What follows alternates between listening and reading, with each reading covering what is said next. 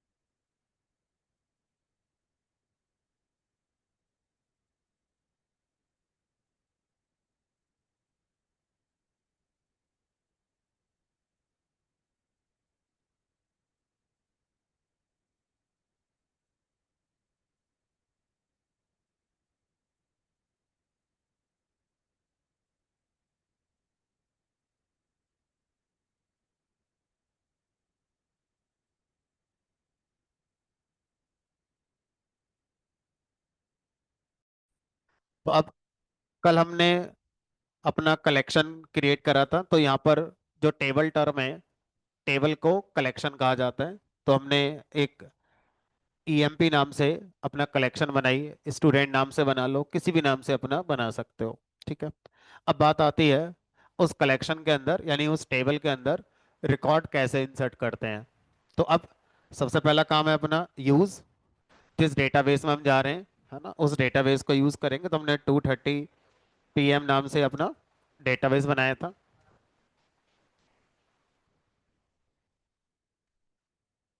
अब मोंगो की मोस्टली जो कमांड्स हैं, जो फंक्शन स्टाइल को फॉलो करती हैं, वो जनरली हम डीबी से लिखना शुरू करते हैं। और जो एसक्यूएल स्टाइल वाली कमांड्स हैं, उनको डायरेक्ट लिखा जाता है। ठीक है। तो अब जो हमारा रिकॉर्ड को इंसर्ट करने वाली कमांड है, जीरो क्यों नहीं चलता है, ये लो। तो अब लिखेंगे डीबी डॉट, हमारे पास एक फंक्शन है जिसका नाम है इंसर्ट वन, या सिंपली इंसर्ट भी चलाकर देख सकते हो। एक बार पहले इंसर्ट वन फंक्शन को ट्राई करते हैं। तो जो फंक्शन हमारा है, वो कैमल नोटेशन में लिखा जाएगा। तो आई स्मॉल बनेगा और ओ कैपिटल बनेगा। अब यहां पर जब हम डीबी से कोई कमांड लिखेंगे, तो इससे ये पता चलता है कि ये हमारा इस करंटली यूज्ड डेटाबेस के अंदर काम करेगी। लेकिन अब इस 230 PM डेटाबेस के अंदर कई सारी कलेक्शन हो सकती हैं। तो ये इंसर्ट वन का काम है किसी रो को इंसर्ट करना, लेकिन किस टेबल के अंदर, किस कलेक्शन के अंदर। तो यहां पर आपको क्या करना पड़ेगा, डीवी के बाद डॉट लगाकर पहले उस कलेक्शन का नाम लिखना होगा जिस कलेक्शन के अंदर आप इंसर्ट कराना चाहते हैं। लेट अस सपोज मैंने लिख दिया ईएमपी, फिर लगाएंगे डॉट। तो डीबी डॉट ईएमपी, तो डीबी का मतलब है करंटली यूज डेटाबेस। डॉट के बाद जो आपने लिखा है वो होगी कलेक्शन का नाम, यानी कि टेबल का नाम। अब ईएमपी टेबल अगर पहले से नहीं भी है, तो इंसर्ट वन टेबल भी बना देगा। ठीक है। अब पहले से क्रिएटेड है तो उसी के आगे रिकॉर्ड इंसर्ट होगा, नहीं है तो रिकॉर्ड इंसर्ट होते समय टेबल बना दी जाएगी। ठीक है। तो DB dot EMP dot insert one. अब इंसर्ट वन के अंदर आपको ये कैसे पता चलेगा कितनी वैल्यूज लिखनी है, क्योंकि एसक्यूएल में क्या होता था, आपको पता होता था कि मेरे ईएमपी टेबल में 3 कॉलम है, आईडी, नेम, सैलरी। तो पहला नेम, फिर ये, फिर ये। यहाँ तो हमारे पास स्कीमा ही नहीं है ईएमपी टेबल के पास। तो हर रो का स्कीमा होता है। दोबारा सुनेंगे इस लाइन के लिए। नो सिक्वल डेटाबेस में जो आपकी टेबल है, जिसको हम कलेक्शन कह रहे हैं, उसका स्कीमा नहीं होता, लेकिन उसके अंदर जो रो आएगी उस रो का स्कीमा होगा। रो का स्कीमा होगा का मतलब है हर रो बताएगी मेरे अंदर इस नाम का कॉलम है। ठीक है। तो अब यहां पर इसको पैरेंथेसिस ओपन करेंगे, फंक्शन कॉल करेंगे। अब यहां पर हम जेसन स्टाइल में अपनी रो को इंसर्ट करेंगे। जेसन स्टाइल आप मान के चलो पाइथन की डिक्शनरी। तो करली ब्रेसेस ओपन करेंगे। अब यहां पर क्या लिखेंगे, पहली रो में आप बताओ किस नाम से कॉलम चाहते हो, जिस नाम से चाहते हो उस नाम से आपका आ जाएगा। लेट अस सपोज मैंने यहां पे कर दिया ई नेम, अभी आईडी पर भी आएंगे। ई नेम नाम का कॉलम दे दो हमारे लिए। अब उसके बाद कॉलन लगाएंगे। अब आपको बताना है यहां पर इसकी वैल्यू, इसकी वैल्यू क्या आप चाहते हैं। तो वैल्यू मान लो हम चाहते हैं सोनू, तो वैल्यू स्ट्रिंग में डबल कोट्स के अंदर लिखी जाएगी। तो जो की है, इस की को यहां पर हम फील्ड कहते हैं या कॉलम कहते हैं, फील्ड या कॉलम। तो इसका मतलब है जो अभी एक रो इंसर्ट हो रही है, इस रो में पहला फील्ड है ई नेम, जिसकी वैल्यू है सोनू। अब इस रो में क्या कोई और फील्ड क्रिएट करना चाहते हो, तो डिक्शनरी स्टाइल में कॉमा लगाकर अब वहां पर दूसरा फील्ड का नेम, मान लो मैंने दे दिया यहां पर ई सेल। सर आईडी नहीं दे रहे हो आप, एसक्यूएल जब पढ़ाया था तो पहले आईडी दी थी आपने, है ना। तो अब यहां पर कुछ चीजें हिडन है जिनको फ्रंट पे लाना पहले हमें जरूरी है। यहां पर एक प्री डिफाइंड फील्ड होता है जिसका नाम है अंडरस्कोर आईडी। हम उसकी वैल्यू अपनी देना चाहें तो दे सकते हैं। अगर हम अंडरस्कोर आईडी फील्ड नहीं देते हैं तो ऑटोमेटिकली हर रो के अंदर एक फील्ड इंसर्ट होगा ही होगा जिसका नाम होगा अंडरस्कोर आईडी, और वो अपने आप प्राइमरी की फील्ड होगा और उस पर अपने आप इंडेक्स भी लगा होगा, और वो ऑटो इंक्रीमेंटेड भी होगा अपने आप। ठीक है, यानी कि एक फील्ड है, जैसे हम ई नेम फील्ड लिख रहे हैं ना, इसी तरह से अंडरस्कोर आईडी नाम का एक फील्ड होगा। ये फील्ड कह रहा है कि मेरे ऊपर प्राइमरी की लगी हुई है, मेरे ऊपर इंडेक्स भी लगा हुआ है, और मैं ऑटो इंक्रीमेंट में हूं। तीनों चीजें इसके अंदर हमारा पहले शामिल होती है। तो आपको आईडी जैसे फील्ड को इंसर्ट करने की नीड नहीं है। करना चाहते हो तो आपका वाला अपना माना जाएगा और ये अपना वाला अंडरस्कोर आईडी जरूर देगा। ठीक है, तो अभी काम करते हैं। इस बात को ध्यान में रखते हुए हम अपना आईडी नहीं देते, तो ध्यान रखना, अगर मैं स्टूडेंट टेबल के अंदर रिकॉर्ड इंसर्ट कर रहा होता तो भी उसके अंदर फील्ड का नाम अंडरस्कोर आईडी ही होता, ना कि रोल नंबर हो जाता अपने आप। ठीक है, तो underscore ID pre defined field है जो किसी भी कलेक्शन के लिए क्रिएट होगा ही होगा। ये तो एक बाई चांस वाली बात है कि एम्प्लॉय में आईडी जरूरत पड़ती है, और इस फील्ड का नाम भी अंडरस्कोर आईडी है। अगर मैं इसमें ऑर्डर टेबल बनाऊं, रिटर्न्स टेबल बनाऊं, बैंक की टेबल बनाऊं, सबके अंदर अंडरस्कोर आईडी नाम से फील्ड आएगा ही आएगा। अब इसकी वैल्यू ऑटो जनरेटेड होती है, और ऑटो जनरेटेड वैल्यू हर फील्ड के लिए अलग अलग हमारी होगी, हर रो के लिए अलग अलग होगी। चलो, तो अभी उसको फोकस नहीं करते हैं, अभी बिना उसके आगे बढ़ेंगे।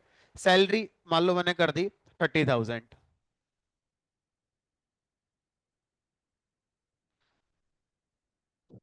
कॉमा लगा के मान लो डिपार्टमेंट मैंने कर दिया, तो string single quote double quote दोनों में से किसी में लिखो, समय चल जाती है।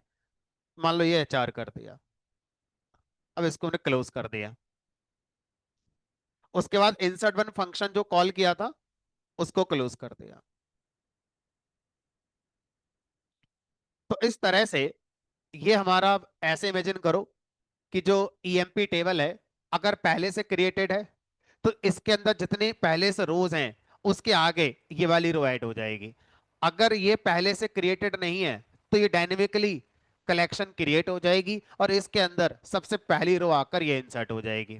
अब जैसे हम मोंगो डीबी के अंदर टेबल के लिए कलेक्शन कहते हैं, उसी तरह से यहां पर रो या रिकॉर्ड की बजाय दूसरा वर्ड बोला जाता है डॉक्यूमेंट। तो हम क्या बोलेंगे कि मोंगोडीबी के कलेक्शन में डॉक्यूमेंट इंसर्ट किया जाता है।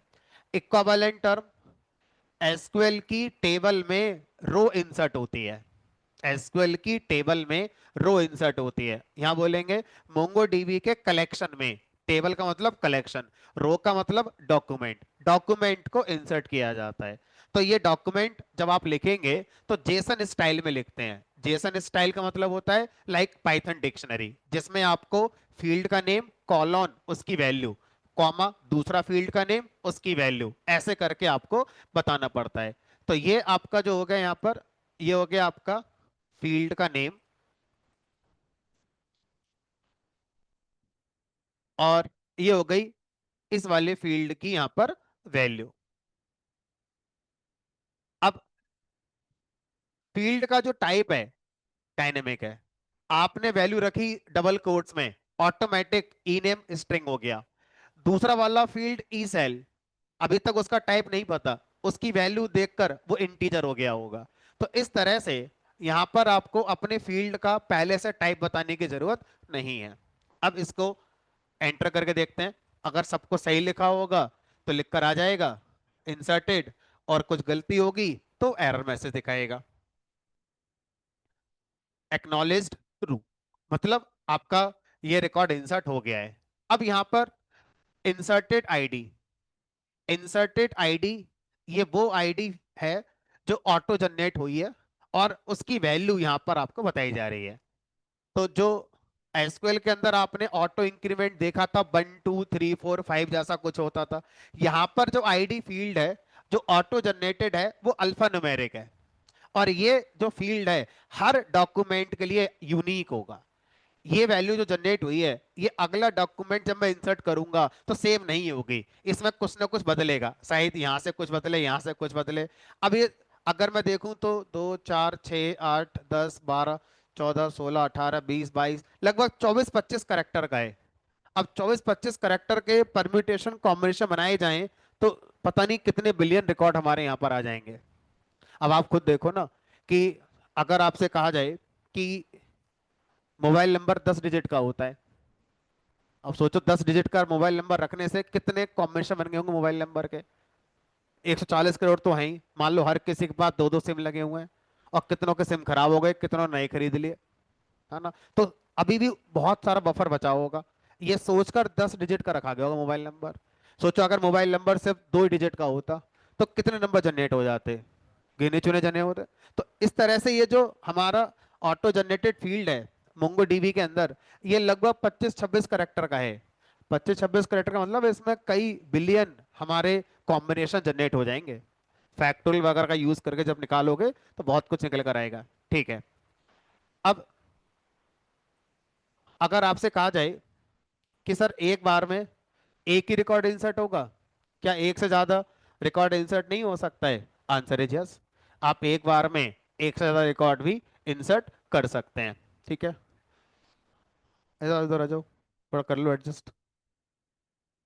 आओ।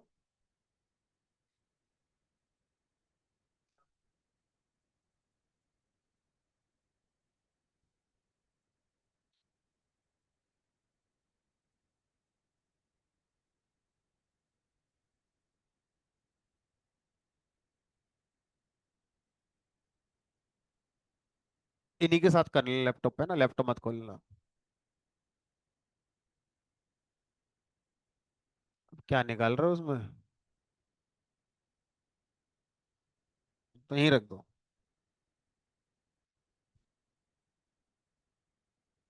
बैठो बैठो।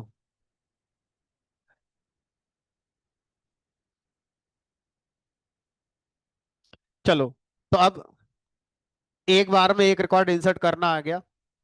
अब मैं एक बार में एक से ज्यादा रिकॉर्ड इंसर्ट करने हैं तो कैसे करेंगे उसका फंक्शन देखते हैं। तो यहां लिखेंगे डीबी डॉट कलेक्शन का नाम dot insert many, M capital बनना चाहिए।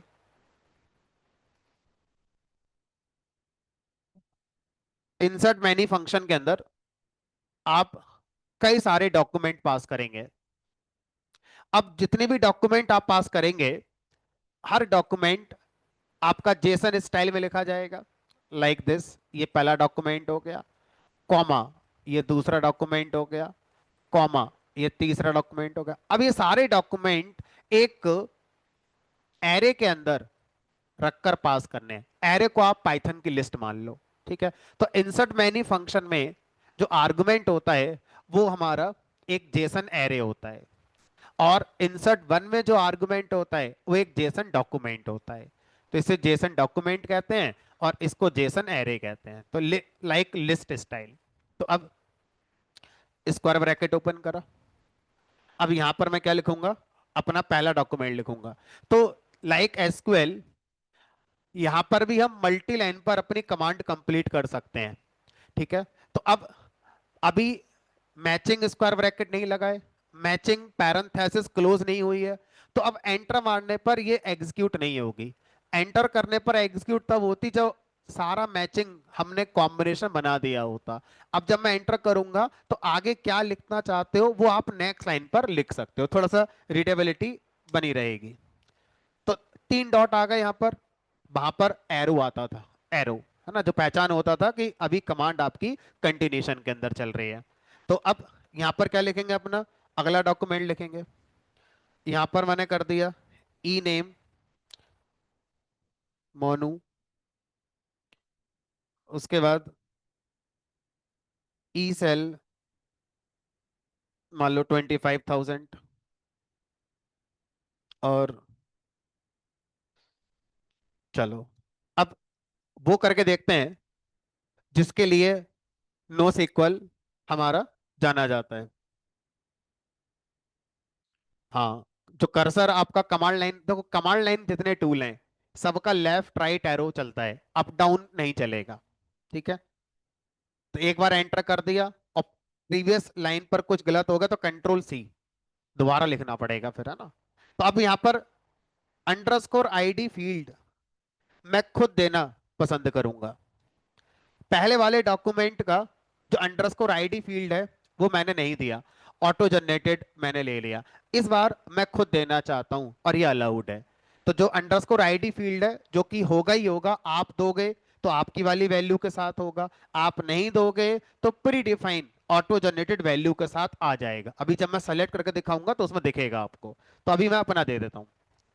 अच्छा, और इस डॉक्यूमेंट में मैंने क्या अलग करा है, डिपार्टमेंट नहीं दिया है, क्योंकि यही तो मैं देखना है यहाँ पर कि हर रो का अपना स्कीमा है, टेबल का स्कीमा नहीं होता है। हर डॉक्यूमेंट का अपना स्कीमा होता है जिसको बाकी डॉक्यूमेंट के स्कीमा से कोई मतलब नहीं होता है। इन जनरल हम शायद ऐसा नहीं करेंगे लेकिन हम ऐसा कर सकते हैं, उसी का टॉपिक हम पढ़ रहे हैं तो हम करके देखेंगे। अब कॉमा लगा दिया, उसके बाद अगला डॉक्यूमेंट दिया, ई नेम चिंटू कर दिया, और ई सेल मान लो 40,000 कर दिया, और आईडी मान लो इसकी 102 कर दी।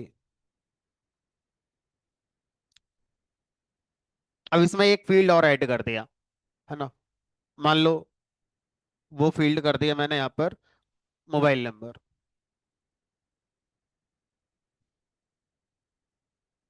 11 कुछ भी दे दिया। अब देखो इस वाले डॉक्यूमेंट का, जबकि उसी कलेक्शन के अंदर है, इसका स्कीमा थोड़ा अलग है। ठीक है। तो वो एग्जाम्पल अब फिट हो रहा है, DB dot post dot insert, post ID comment 1 उसकी वैल्यू, कमेंट 2 उसकी वैल्यू, कमेंट 3 उसकी वैल्यू, अगली पोस्ट आई उसके जितने कमेंट हैं हर कमेंट एक फील्ड बन जाएगा। तो इस तरह से हम उस एग्जाम्पल को जो कल डिस्कस कर रहे थे बड़ी आसानी से मैनेज यहाँ पर कर सकते हैं। हर पोस्ट के कमेंट को फील्ड बनाकर अपना यूज करो। किसी पोस्ट में अगर एक कमेंट आया है तो एक लिख दो, 10 आए तो 10 लिख दो। चलो, अब सर ठीक है, इतने से काम हो जाएगा, तो अब दो ही करके देख लेते हैं। उसके बाद जो लिस्ट है, लिस्ट को क्लोज करेंगे।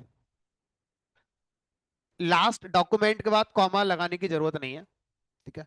हर डॉक्यूमेंट के बीच में कॉमा लगाना पड़ेगा। उसके बाद मैनी फंक्शन का जो पैरेंथेसिस है उसको क्लोज करेंगे।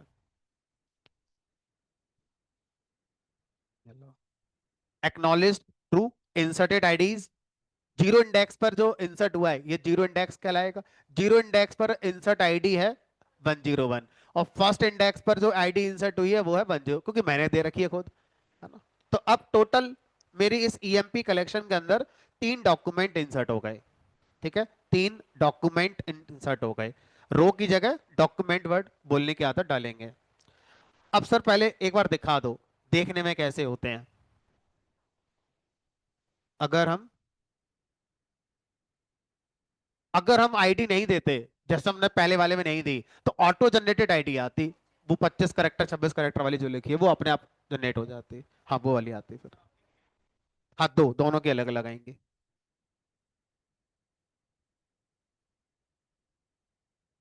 तो कैमल चलेगा ना, स्नेक नहीं चलेगा ना, इसमें कैमल नोटेशन चलते हैं। तो मोंगोडीबी केस सेंसिटिव है, तो जो भी लिख रहे हो जिस केस में बताया गया उसी में लिखना पड़ेगा, दूसरे केस में नहीं चलेगा।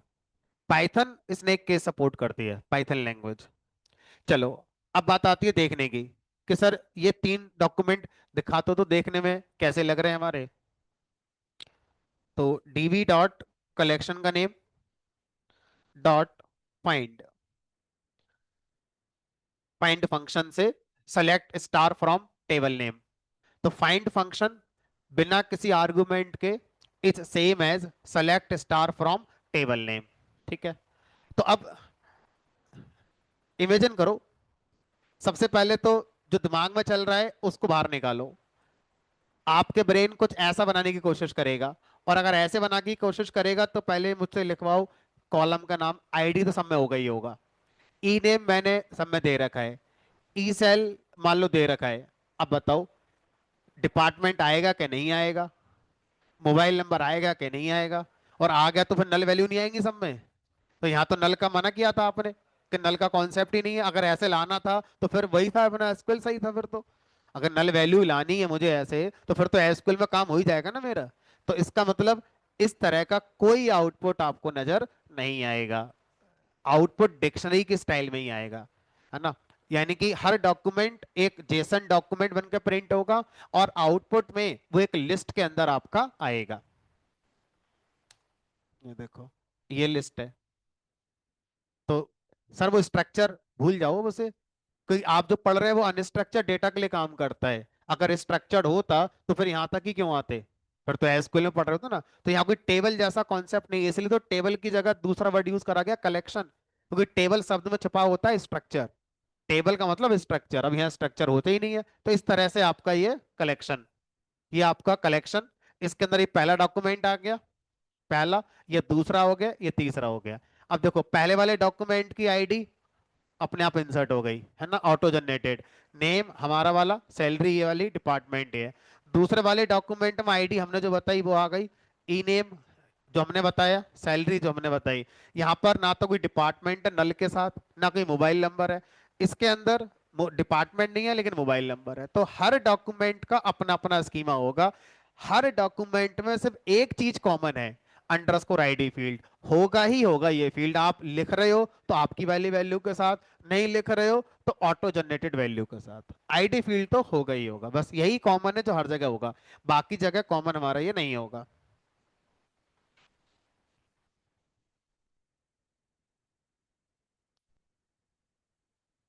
ये आपका हॉरिजॉन्टल आया, ये आपका वर्टिकल आया। ऐसा इसलिए हुआ क्योंकि जो ऑब्जेक्ट आईडी है ये थोड़ा बड़ा था। मतलब कोई भी फील्ड अगर ऐसा है जो कोई भी डॉक्यूमेंट के सारे फील्ड अगर एक लाइन पर दिखाए जा सकते हैं तो हॉरिजॉन्टल अरेंजमेंट आएगा।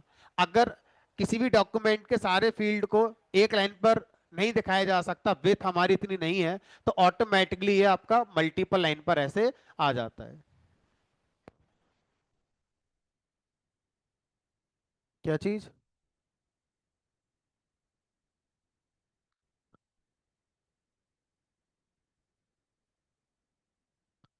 ये जो जीरो और वन दिखाया है वो इस वाले इंसर्ट मैनी फंक्शन के अंदर जो पहला वाला था जीरो इंडेक्स, उसके बारे में बताया है।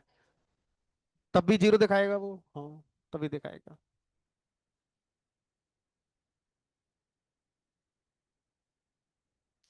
नहीं नहीं नहीं, अगर हम अपनी आईडी देंगे तो जो हम देंगे उस पे चलेगा, और ये डुप्लीकेट हो नहीं सकता क्योंकि प्राइमरी की है।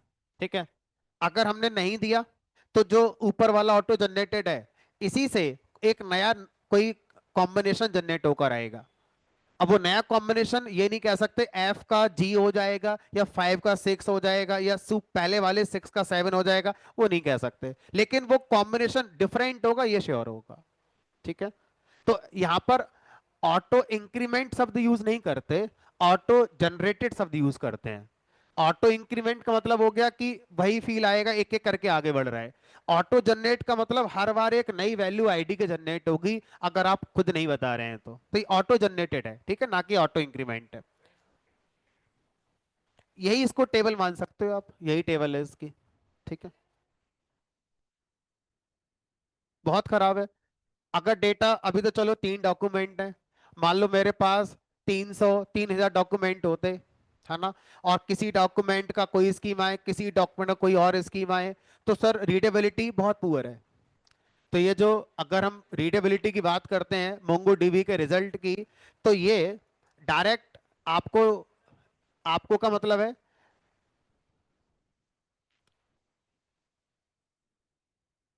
ये मोंगो डीबी, यहां से डेटा आया, डॉक्यूमेंट आए, इस डॉक्यूमेंट को आपको प्रेजेंट करना होगा एक यूजर इंटरफेस पर, तब आपको एक एंड यूजर को दिखाना होगा। यहां पर जो बंदा बैठा है वो टेक्निकल बंदा होगा, यहां पर जो बंदा बैठा है वो एंड यूजर है। तो इस वाले बंदे को जो आप दिखा रहे हो उसे पता है कि ये ऐसे ही दिखेगा, अनस्ट्रक्चर्ड है, लेकिन इस वाले को थोड़ी पता अनस्ट्रक्चर्ड क्या होता है, स्ट्रक्चर्ड, उसको तो बढ़िया सा फॉर्मेट चाहिए देखने के लिए। तो ये हमारी रेस्पॉन्सिबिलिटी होगी कि अब इस डेटा को ले जाकर पाइथन में, जावा में, या रिएक्ट में, किसी भी प्रोग्रामिंग लैंग्वेज में डेटा लेके जाओ, और वहां पर इसको बढ़िया सा स्टाइल देकर फिर लास्ट यूजर को दिखाना है, तब उसको समझ में आएगा, वरना ये ऐसा समझ में नहीं आएगा उसके लिए। जो हमारी टेबल का डेटा होता है वो तो फिर भी ऐसा है कि एक एंड यूजर को दिखाओगे तो फिर भी समझ में आ जाएगा उसकी। ये वाला डेटा एंड यूजर के लायक नहीं है, ये सिर्फ एक मोंगोडीबी डेवलपर के लिए ही है, उसी को समझ में आ सकता है क्या लिखा है, और उसको फिर आगे इसको ट्रांसलेट करना पड़ेगा एक अच्छे से इंटरफेस पर, यूजिंग एनी प्रोग्रामिंग लैंग्वेज। यानी मोंगोडीबी का 99% जो यूसेज होता होगा इंडस्ट्री में, डेवलपमेंट में होता होगा, जहां पर एक प्रोग्रामिंग लैंग्वेज साथ में चलती होगी। ठीक है। बहरहाल, अब आगे चलते हैं। हाँ बोलो। इसलिए नहीं बनी क्योंकि हमने खुद दे रखी थी। ये देखो, अगर अंडरस्कोर आईडी फील्ड हम दे देते हैं तो जो हमने वैल्यू रखी है उसी के साथ उसको मान लिया जाता है, और अगर हम नहीं देते हैं तो ऑटो जनरेटेड बनेगी, जो ये लंबी चौड़ी बनकर रही है। अब आप ये सोचें कि सर ये देखने में बहुत अजीब सी लग रही है, कोई छोटी सी कर दो, 103 कर दो इसको। अंडरस्कोर आईडी फील्ड पाइथन की भाषा में इम्यूटेबल होता है, इसको मॉडिफाई नहीं किया जा सकता। तो अंडरस्कोर आईडी फील्ड प्राइमरी की भी होता है, इस पर इंडेक्स भी लग गया अपने आप, जो हम इंडेक्स पढ़ते थे एसक्यूएल के अंदर। इस ये ऑटो जनरेटेड वैल्यू भी लेकर आता है, और ये इम्यूटेबल भी होता है, आप इसकी वैल्यू बदल भी नहीं सकते हैं। तो एक ही काम हो सकता है, अगर आपको ज्यादा बड़ी वैल्यू लग रही है तो एक ही काम हो सकता है, इस डॉक्यूमेंट को डिलीट कर दो और फिर नया डॉक्यूमेंट डिलीट इंसर्ट कर देना, जिसकी आईडी आप अपनी वाली दे देना जो आप देना चाहते हैं। तो अंडरस्कोर आईडी फील्ड को आप, चलो ये एक्सपेरिमेंट करके देखते हैं। पहले क्या करते हैं, पहले हम एक आईडी अपनी तरफ से इंसर्ट करते हैं,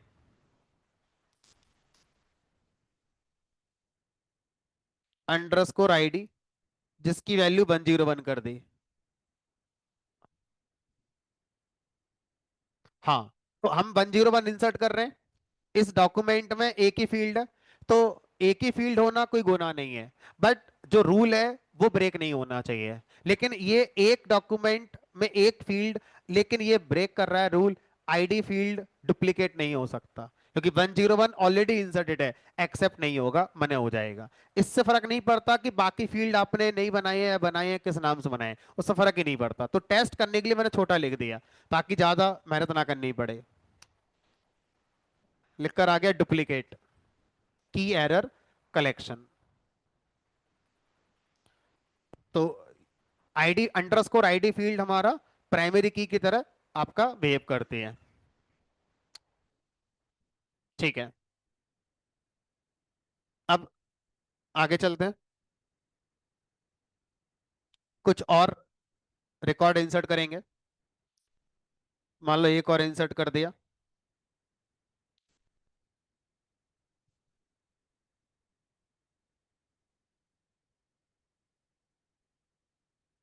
बिहाइंड द सीन वो आपका हैशिंग का यूज कर रहा है, और हैशिंग जहां यूज होती है वहां पर डेटा हमेशा यूनिक मैनर में मैनेज किया जाता है। अब अगला दे दिया, मान लो यहां पर मैंने ई नेम।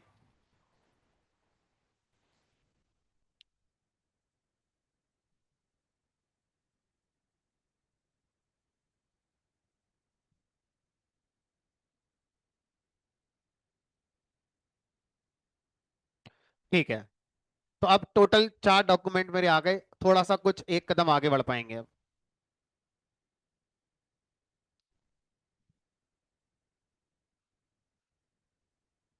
अब यहाँ पर ई ऐसा लग गया, मान लो मुझसे ए रह गया टाइप करने से, तो अब एरर क्यों आएगी? कोई स्कीमा थोड़ी है इसका कि इसी नाम से देना है। तो ये कुछ लोग इसका साइड इफेक्ट मानते हैं कि ऐसी गलती बताए नहीं बताएगा, क्योंकि हर डॉक्यूमेंट का अलग स्कीमा है। अभी मान के चल रहा है कि आप इसको यही करना चाहते होगे, तो सर इसका कोई अल्टरनेट? हमने कहा वो सीखेंगे अभी। कैसे?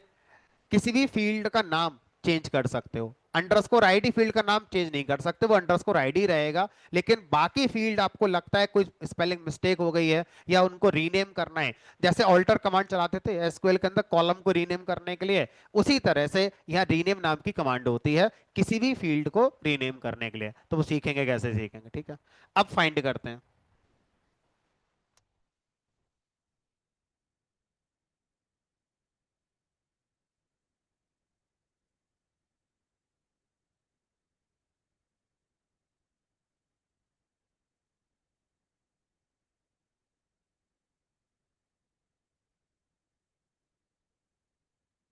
चलो, अब कुछ एसक्यूएल के जैसा कुछ आगे बढ़ते हैं। मुझे शुरू के 2 डॉक्यूमेंट देखने हैं। वहां पर क्या लिखते थे? Select star from table limit to.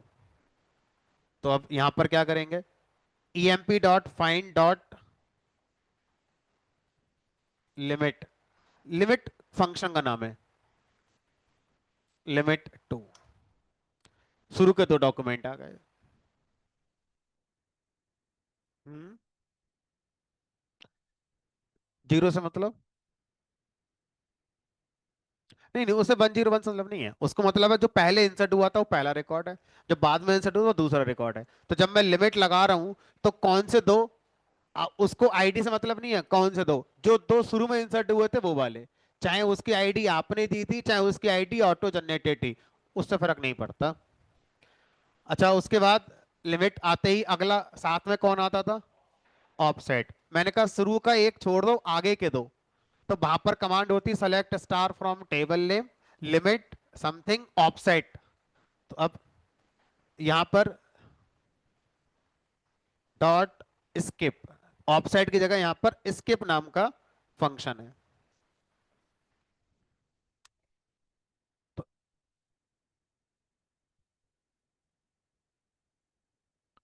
सिर्फ आपको टर्मिनोलॉजी समझनी है, बाकी 70-80% एक जैसा लगेगा।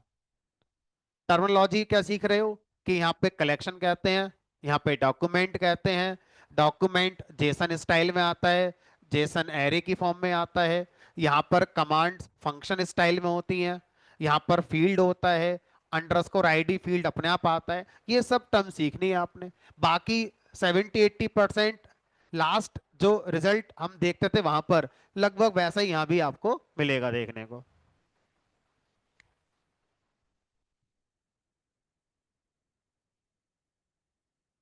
हाँ? जो एडिटर है हमारा, ये एडिटर कई बार आपका सीक्वेंस ब्रेक कर देता है, तो आपके रिजल्ट का कुछ हिस्सा बीच में आ जाएगा, कुछ नीचे आ जाएगा। तो आप क्या करें? कंट्रोल L, कंट्रोल L से स्क्रीन क्लियर हो जाती है, फिर अपना कमांड दोबारा लिख सकते हैं।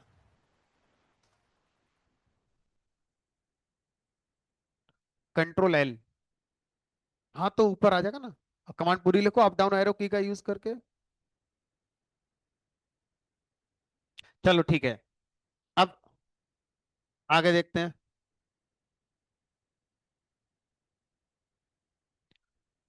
ऑर्डर वाई, जैसे वहां select star from table name, order by name, order by salary, ascending order, descending order. ठीक है, अगर वैसा कुछ करना है तो कैसे करेंगे, देखते हैं। तो db dot emp dot find dot sort, sort नाम का फंक्शन है। अब सॉर्ट फंक्शन ये कह रहा है मुझे दो बातें बताओ। पहली बात, किस फील्ड से सॉर्ट करना है। दूसरी बात, उसके असेंडिंग में करना है कि डिसेंडिंग में करना है। ये सब कुछ वहां भी बताते थे, लेकिन वहां लिखने के लिए ऑर्डर बाई होता था। यहां पर हमारे पास सॉर्ट नाम का फंक्शन है। अब सॉर्ट फंक्शन के अंदर आपको ये दो बातें बतानी है। तो इन दोनों बातों को बताने के लिए आपको जेसन स्टाइल में लिखना पड़ेगा। जेसन स्टाइल में लिखना पड़ेगा। जब ये वर्ड बोला जाए तो इसके जनरली दो मीनिंग हो सकते हैं। या तो करली ब्रेसेस में की वैल्यू की फॉर्म में लिखोगे, या फिर लिस्ट की फॉर्म में अपना करली ब्रेसेस बना के लिखोगे। ठीक है, तो अब यहां पर जो जेसन स्टाइल है वो डिक्शनरी की फॉर्म में है, यानी कि ये। अब यहां पर की क्या बनाओगे, जिस कॉलम के बेस पर आपको सॉर्टिंग करनी है, जिस फील्ड के बेस पर आपको सॉर्टिंग करनी है। अब देखो यहां पर ई नेम फील्ड सब में आ रहा है, तो ई नेम से करना ज्यादा सही रहेगा। ई सेल तीन में है, एक में नहीं है। ठीक है, मोबाइल नंबर बस एक में ही है। तो जनरली सॉर्टिंग आपको उस फील्ड से करनी चाहिए जो सब में मिलता हो। अभी मैं पहले ई नेम से करके दिखाता हूं, फिर सैलरी से भी करके दिखाऊंगा, क्योंकि वो तीन में तो एक में स्पेलिंग मिस्टेक हुआ है उसमें। तो मैंने लिखा है यहां पर ई नेम कॉलोन।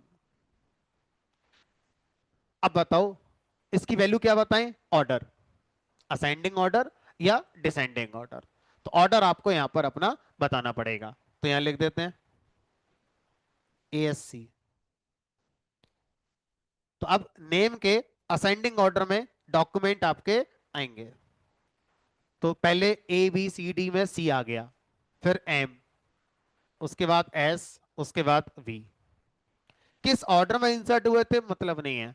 अब जब देखे हैं तो नेम के असेंडिंग ऑर्डर में देखे गए हैं। सेम आईडी के हिसाब से भी कर सकते हैं बिल्कुल। अब कोई क्वेश्चन नहीं पूछोगे यहां पर। हाँ, अब यहां पर देखो, जब हम बात करते हैं ऑर्डर बाई की एसक्यूएल में, तो वहां पर आगे असेंडिंग डिसेंडिंग ना लिखें तो डिफॉल्ट वैल्यू असेंडिंग होती है। अब यहां पर प्रॉब्लम क्या है कि जिस स्टाइल में आपको लिखना पड़ता है ऑर्डर, वो एक जेसन स्टाइल है।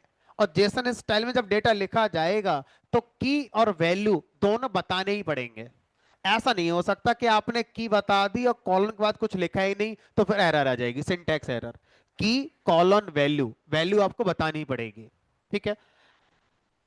अच्छा, क्वेश्चन जो पूछा जा सकता था वो ये कि सर दो एम्प्लॉय का नाम चिंटू हो गया, तो फिर उसमें पहला रिकॉर्ड किसका आएगा। तो वहां पर क्या करते थे, ऑर्डर वही में दो लगा सकते थे, तीन लगा सकते थे, चार लगा सकते थे, और सर कहीं कुछ नहीं आया तो लास्ट में क्या बोलते थे, प्राइमरी की के इंसर्शन ऑर्डर में। सेम कहानी यहां पर होगी कि अभी आपने अपना ई नेम बता दिया। ठीक है, अब अगर दो डॉक्यूमेंट ऐसे हैं जहां पर नेम आपका सेम है, तो अब या तो आप अपना सेकंड ऑर्डर बताओ, और अगर अपना सेकंड ऑर्डर नहीं बताओगे तो फिर जो आपका आईडी फील्ड है उसके इंसर्शन ऑर्डर के हिसाब से ऑटोमेटिकली अरेंज कर दिया जाएगा। ठीक है, तो अब मैं एक काम करता हूं, पहले इसको कंप्लीट करते हैं। डिसेंडिंग करना होगा तो DESC कर लो, डिसेंडिंग में आ गया।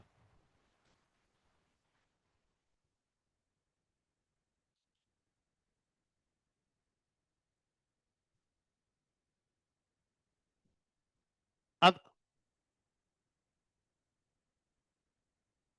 हमारे में ऐसा है नहीं, लेकिन करके अगर देखा ना हो तो कैसे दिखाएंगे, कॉमा, जेसन डॉक्यूमेंट है वो। तो जेसन डॉक्यूमेंट में की वैल्यू कॉमा, फिर की वैल्यू कॉमा, फिर की वैल्यू। अब अगर इससे नहीं हुआ तो फिर अगला वाला सैलरी ले लेना। सैलरी के डिसेंडिंग ऑर्डर या असेंडिंग ऑर्डर जो देना चाहते हो, दोनों का अपना अपना दे सकते हो, दोनों का एक दे सकते हो, आपके ऊपर है। तो हमारे में तो ऐसी सिचुएशन है नहीं, मान लो होती तो सबसे पहले क्या होता, नेम के असेंडिंग ऑर्डर में हमारा डेटा दिखाया जाता। अगर दो लोगों का नेम सोनू होता तो अब सिर्फ वो दो डॉक्यूमेंट जहां पर नेम सोनू है उनके लिए सैलरी का डिसेंडिंग ऑर्डर के अकॉर्डिंग फर्स्ट प्रायोरिटी मिलती, बाकी डॉक्यूमेंट नेम के अकॉर्डिंग ही सॉर्ट होंगे हमारे।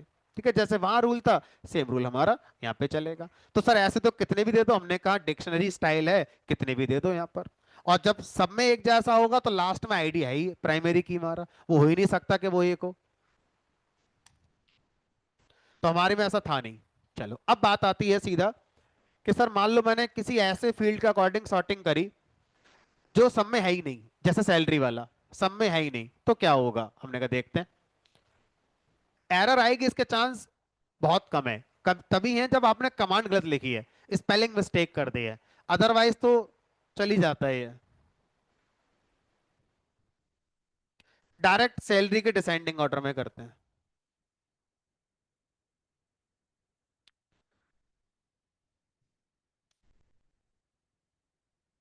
तो पहले क्या करा, उन डॉक्यूमेंट्स को अलग कर लिया जिनमें वो फील्ड था, उनमें फिर जिसकी सैलरी सबसे ज्यादा थी सबसे टॉप पर उसे दिखा दिया, ये आ गया 40 वाला, फिर आ गया 30 वाला, फिर आ गया 25 वाला। अब उसके बाद वो सारे डॉक्यूमेंट दिखा दो जिनमें वो फील्ड है ही नहीं, और अगर ऐसे बहुत सारे हैं तो इंसर्शन ऑर्डर के हिसाब से दिखा दो सारे के सारे। मान लो एक ये हो गया, ऐसे तीन चार और होते जिसमें सैलरी नहीं होता हमारा, तो फिर कौन पहले कौन बाद में, इंसर्शन ऑर्डर के हिसाब से जो पहले आया था उसको पहले दिखा दो।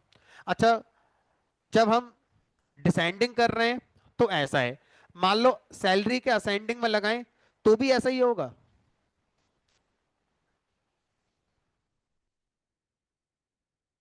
सैलरी के असेंडिंग ऑर्डर में डेटा लगाएं तो भी यही होगा हमारा। पहले वो फील्ड आ गए जिनमें सैलरी नहीं थी, उसके बाद फिर आपके सैलरी वाले। ठीक है, तो आप ऐसे मान लो, इमेजिन कर लो इक्विवेलेंट समझने के लिए, जैसे वहां पर नल होता था तो सॉर्टिंग में नल को सबसे छोटा माना जाता था, सेम कहानी यहाँ पर है। जिस डॉक्यूमेंट में वो फील्ड नहीं है जिसके अकॉर्डिंग सॉर्टिंग कर रहे हो उसको सबसे छोटा माना जाएगा, है ना, उसके अकॉर्डिंग आपका आउटपुट यहाँ पर आ रहा है। ठीक है, बोलो। अल्फा न्यूमेरिक भी सॉर्ट की जा सकती है, अगर हम देखें तो पाइथन का एक्सपीरियंस अगर हम इस्तेमाल करें अपना, तो हम जानते हैं कि मान लो ए, कैपिटल ए, और यहां पर है मान लो 1, तो इन तीनों में क्या रिलेशन होगा, इसमें रिलेशन होगा हमारा सबसे बड़ा होगा स्मॉल ए, है ना, ऐसे करके। तो सिर्फ एक आइडिया दे रहा हूं मैं आपके लिए, एग्जैक्ट तो नहीं, आइडिया है, लोअर केस अल्फाबेट सबसे बड़े होते हैं, ऑर्डर में अगर लगाई जाएं तो लोअर केस अल्फाबेट सबसे बड़े माने जाते हैं, अपर केस अल्फाबेट उनसे छोटे होते हैं, एक नंबर छोटे होते हैं उनसे, और जो डिजिट होती हैं वो सबसे छोटी मानी जाती हैं। तो अगर मेरे पास कोई स्ट्रिंग है जिसमें डिजिट भी है 1 2 3 4 5, उसमें lower case upper case letter भी है, तो सबसे पहले डिजिट से जो स्टार्ट होने वाला है स्ट्रिंग पहले वो दिखेगा अगर असेंडिंग ऑर्डर चल रहा है। अगर डिजिट सेम है तो फिर आप देखेंगे अपर केस वाला, उसके बाद लोअर केस वाला, इस तरह से आपका चलता है। ठीक है, चलो अब सॉर्टिंग वाला हो गया, स्किप हो गया, लिमिट लगानी आ गई, ऑर्डर देना आ गया हमारे लिए। अब आगे चलते हैं, इस वाले पॉइंट को समझने की कोशिश करते हैं अब।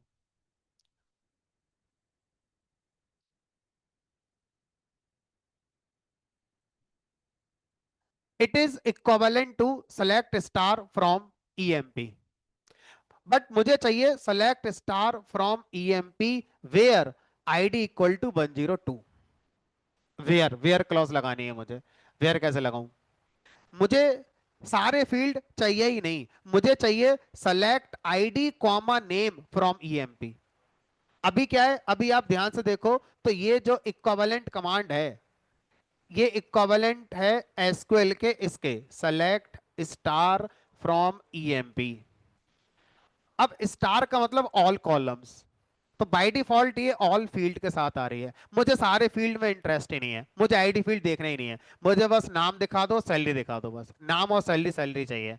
दूसरा, मुझे सारे डॉक्यूमेंट देखने ही नहीं है। मान लो मेरे कलेक्शन के अंदर हजारों डॉक्यूमेंट है, मुझे एक पर्टिकुलर डॉक्यूमेंट को सर्च करना है तो बता दो, नहीं है तो मना कर दो, बाकियों को दिखाने की जरूरत ही नहीं है। ठीक है, तो अब इस काम को अगर हम करना चाहते हैं तो हमारा जो फाइंड फंक्शन है, इस फाइंड फंक्शन के अंदर अब हम दो आर्गुमेंट पास करेंगे अपने। फाइंड फंक्शन के अंदर दो आर्गुमेंट पास करे जाते हैं, दोनों ही आर्गुमेंट जेसन स्टाइल में पास करे जाएंगे। जेसन स्टाइल करली ब्रेसेस वाला, यानी कि डिक्शनरी वाला, this one comma this one.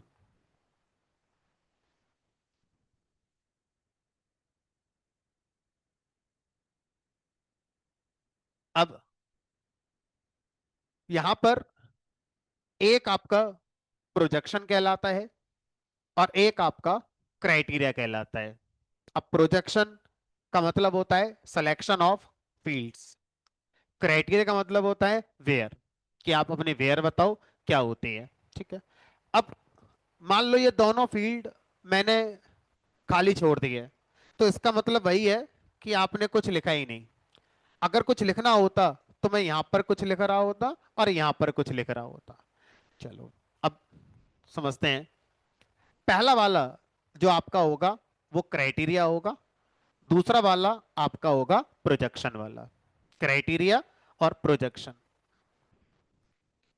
अब इसको समझने के लिए थोड़ा सा आपको मेहनत करनी पड़ेगी, क्योंकि जब मैं आपको वेयर पढ़ाऊंगा तो वेयर को पढ़ाने के लिए मजबूरी में मुझे क्या पढ़ाना पड़ेगा, operator, less than, greater than, equal to, not equal to, and, और ये सब लगाने पड़ेंगे मुझे।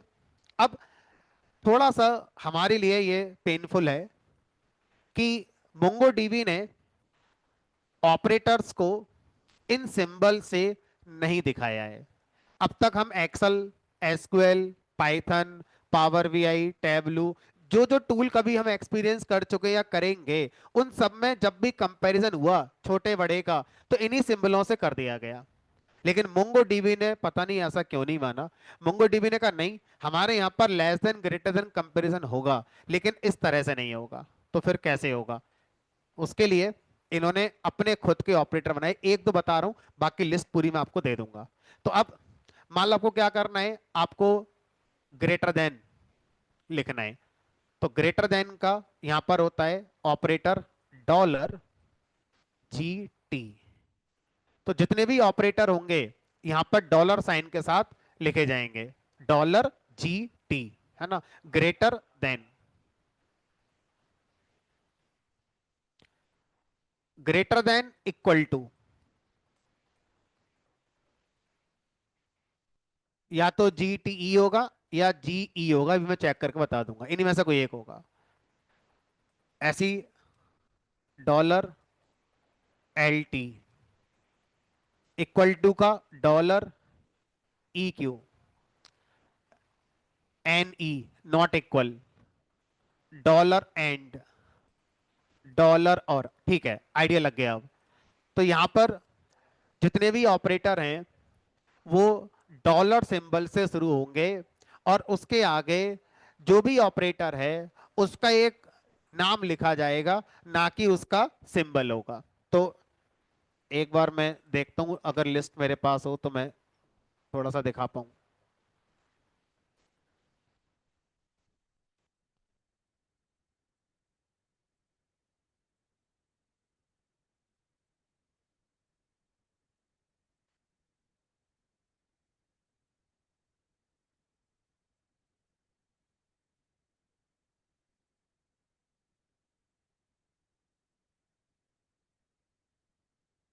ये रहे।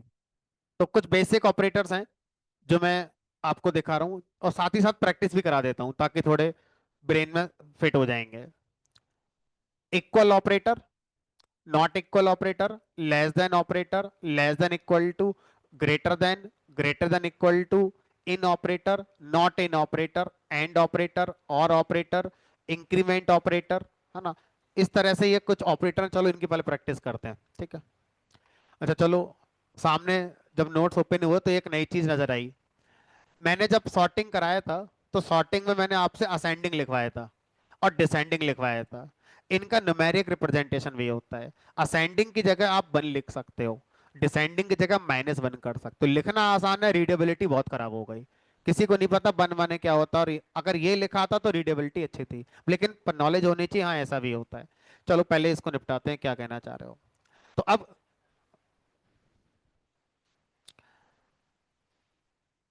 इसको देखते हैं। तो यहां पर आप जो लिखोगे फाइंड के अंदर, फर्स्ट आर्गुमेंट, इसको बोलते हैं क्राइटेरिया।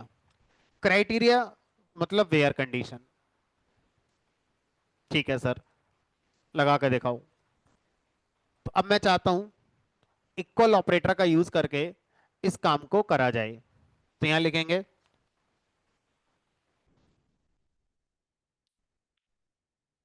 फील्ड का नाम, किसके बेस पे लगाना, हमने कहा आईडी के बेस पर, अंडरस्कोर आईडी। मैं यहां साथ में लिख लेता हूं सेलेक्ट स्टार फ्रॉम ईएमपी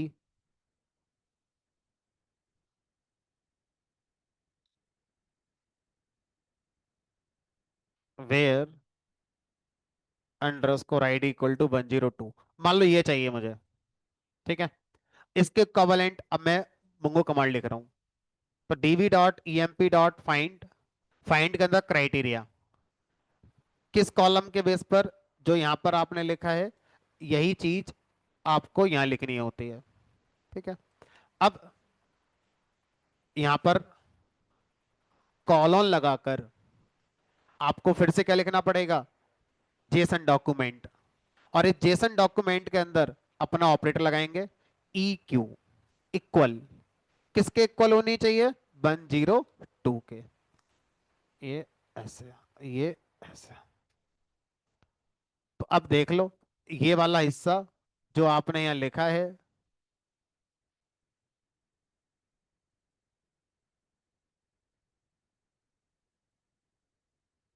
ये इस पूरे के बराबर है।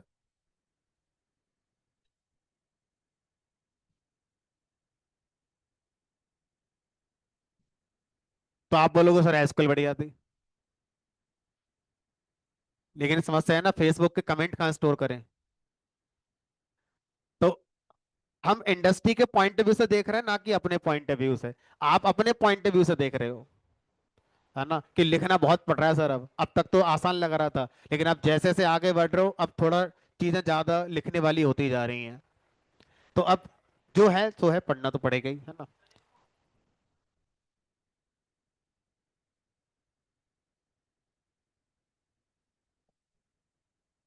हमारा गुड लक है, EQ में चल जाता है, बाकियों में फिर नहीं चलेगा।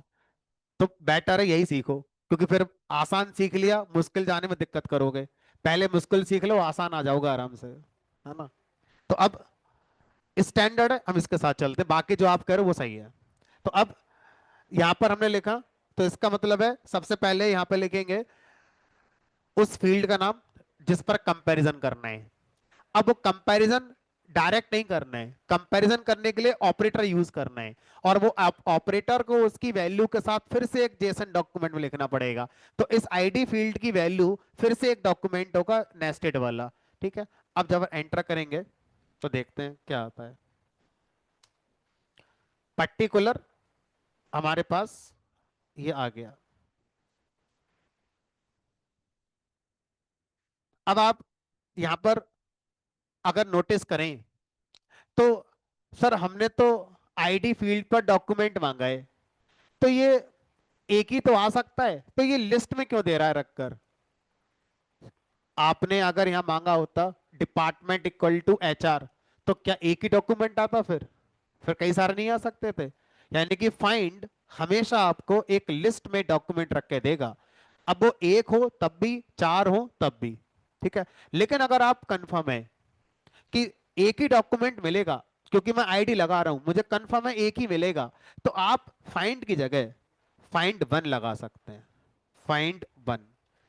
फाइंड वन क्या करेगा, आपके क्राइटेरिया से जितने डॉक्यूमेंट मैच हुए हैं उनमें से पहला वाला लाकर दिखा देगा। तो अगर आप ये डिपार्टमेंट वाला एग्जाम्पल ले रहे हो और चार डॉक्यूमेंट मैच हो गए तो चारों नहीं दिखेंगे, फिर एक ही दिखेगा, क्योंकि आपका नाम कमांड का क्या है, फाइंड वन। रिजल्ट में लिस्ट नहीं आएगी, सीधा डॉक्यूमेंट आएगा आपका। और सर अगर मैं फाइंड वन के अंदर कोई क्राइटेरिया पास ना करूं तो पूरी टेबल में जो पहला डॉक्यूमेंट है वो आ जाएगा, है ना। ये लो। तो इस तरह से फाइंड और फाइंड वन दोनों यूज हो सकते हैं, विदाउट क्राइटेरिया, विद क्राइटेरिया।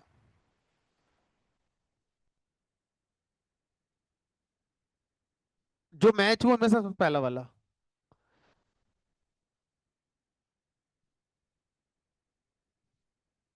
अब यहां पर मोंगो डीबी के अंदर ये एक चैलेंज है कि हमारा जो ऑर्डर है वो कोई एक फिक्स ऑर्डर नहीं होता है। देयर में भी चांस कि डिफरेंट रन पर डिफरेंट रिजल्ट मिल जाए आपको। फिर सुनेंगे इस बात के लिए। मोंगो डीबी में अगर हम जब ऑर्डर की बात कर रहे हैं कि अगर मान लो यहां पर फाइंड वन में मैंने क्राइटेरिया दिया, अब उसमें मान लो चार पांच डॉक्यूमेंट मैच हो गए, उन चार पांच में से मैंने कहा एक लाकर देगा। कौन सा वाला एक लाकर देगा, तो जो ज्यादा बार रिजल्ट एक्सपीरियंस करा गया है वो ये कि जिस ऑर्डर में इंसर्ट करे गए थे उसी ऑर्डर मैच कराता जाएगा, उनमें जो पहला रिजल्ट आएगा वही आपको आंसर मिलेगा। बट ऐसा ज्यादा बार देखा गया है। ऑफिशियली क्या लिखा हुआ है डॉक्यूमेंट में, ऑफिशियली मोंगोडीबी के डॉक्यूमेंट में लिखा हुआ है हर रन पर अलग अलग आ सकता है। ठीक है, उसकी कोई गारंटी नहीं है कि हर बार वही एक डॉक्यूमेंट ही पिक हमारा वो करेगा। चलो ठीक है, अब आगे चलते हैं। मुझे वो डॉक्यूमेंट लाकर दिखाओ जिनकी आईडी 102 नहीं है। 102 नहीं है तो नॉट इक्वल टू लगा दो, एन ई। देखिए ध्यान रखना आपने क्या लगा रखा है, फाइंड वन। अब देखो यहां पर बहुत सारे मैच होंगे क्योंकि नॉट इक्वल टू किसी एक की नहीं है, बाकी सबकी यही है। तो अब अगर आपसे कहा जाए तो फाइंड वन की जगह यहाँ क्या लगा दो, फाइंड लगा दो। सारे आ गए तो इक्वल हो गया, नॉट इक्वल हो गया। अब मैंने कहा मुझे 101, 102, 103 तीनों के लाकर दे दो। या ऐसा करते हैं, 10, 100, 101, 102 इन तीन के रिकॉर्ड लाकर दे दो। तो अब क्या लगाते थे वहां पर, इन। एक ही कॉलम में जब मल्टीपल वैल्यू सर्च करनी हो तो इन लगाते हैं।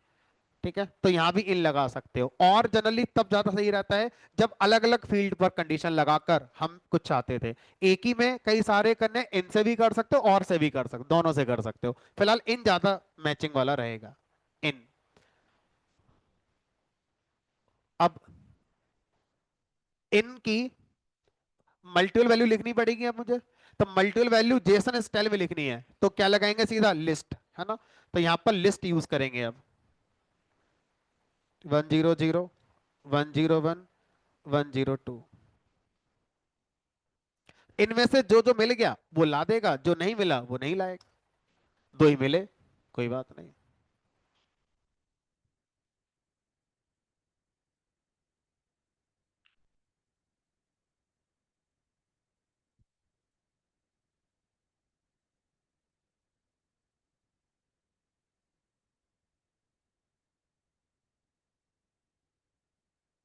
चलो अब देखो कोई करली ब्रेसेस कम ज्यादा।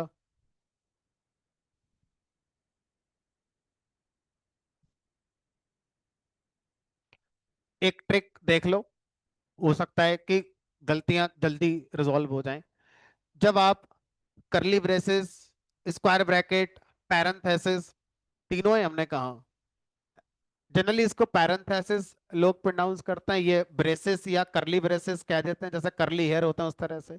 और ये स्क्वायर स्क्वायर वाला शेप है ना। तो अब आप अपना कर्सर जो ब्लिंक कर रहा है ना उसको किसी पार्टिकुलर पर लेकर आइए, उसका मैचिंग वाला हाईलाइट हो जाएगा। ये देखो, यानी कि ये वाला इसका है। ठीक है, समझ में आ रही है कहानी। अब अगर मैं इसको यहां लेकर आता हूं, इसका मतलब ये वाला ओपन यहां हुआ होगा। तो इससे ना आपको थोड़ा सा आइडिया लग जाएगा कि आप कहीं कुछ गलत तो नहीं कर रहे हैं। ठीक है। उल्टा यहां लेकर आओगे तो उधर हाईलाइट हो जाएगा। ये लो, इससे थोड़ा आपका काम आसान हो जाएगा। अभी तो फिर भी कम है ये, जैसे से आगे बढ़ोगे ये बहुत सारी संख्या हो जाएंगी हमारी, है ना। तो अब जो आपको बाकी दिख रहे हैं लेस देन ग्रेटर देन, अब कर ही लेंगे, कुछ ज्यादा खास इसमें है नहीं करने के लिए। ठीक है। लेस देन ग्रेटर देन, चलो एक लगाकर और दिखा देता हूं। जिसकी सैलरी 30,000 से ज्यादा है वो ला दो। तो ऑपरेटर का नाम क्या होगा, ज्यादा है, जीटी। कितना, 30,000।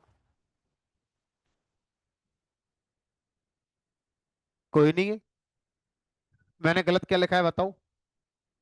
फील्ड का नाम अभी क्या चल रहा है मेरा, तो ये कंडीशन क्या बनी, select star from EMP where ID greater than 30,000, ऐसा तो कोई है ही नहीं। तो इसलिए फील्ड का नाम चेंज करना पड़ेगा। और यहां पर ई सेल एक ही है जो 30 से ज्यादा है। सर एक 30 वाला भी तो था, तो जी टी ई लगाना पड़ेगा ना, 30 वाला अगर था तो इक्वल तभी तो आएगा, इक्वल वाला। अब आ गया, तो जी टी ग्रेटर देन और G T E greater than equal to, between भी होता है। हाँ, चलो आएंगे भी, उसको एंड और सीखना पड़ेगा अभी।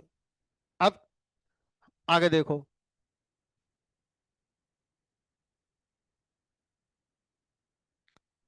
जैसे इनमें क्या है, जो जो आपने लिखा था उनको मैच करेगा। नॉट इन उसका उल्टा, उनके अलावा जो होंगे वो सब आ जाएंगे।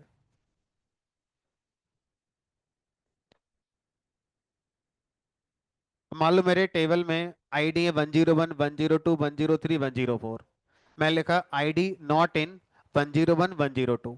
तो अब ये दोनों नहीं आएंगे, 103 वाला आ जाएगा, 4 वाला आ जाएगा, ऐसे करके।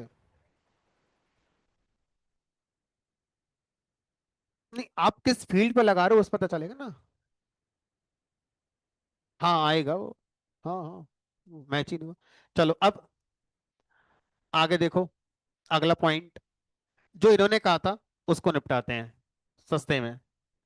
अगर आप अपना क्राइटेरिया किसी भी फील्ड पर इक्वल ऑपरेटर के साथ लगाना चाहते थे, सिर्फ और सिर्फ इक्वल के लिए, less than greater not in वाले के लिए नहीं, सिर्फ इक्वल के लिए, तो एक डायरेक्ट तरीका है। आप थोड़ा सा सिंप्लिसिटी फील कर सकते हैं। डायरेक्ट लिखो आईडी और यहीं पर सीधा वैल्यू बता दो 101। आपको EQ ऑपरेटर लगाने की जरूरत नहीं है, ऑटोमेटिकली ये स्टाइल EQ ऑपरेटर का यूज करता है कंपैरिजन करने के लिए, लेकिन सिर्फ EQ ही करेगा। लेस देन ग्रेटर देन बाकी जितने हैं, बाकियों को ऑपरेटर के साथ ही लिखकर आपको करना पड़ेगा। तो ज्यादा बार हम इक्वल पे काम करते हैं, तो इसलिए ये वाला स्टाइल दे दिया गया और इसको डिफॉल्ट इक्वल के साथ कंपेयर करा गया है।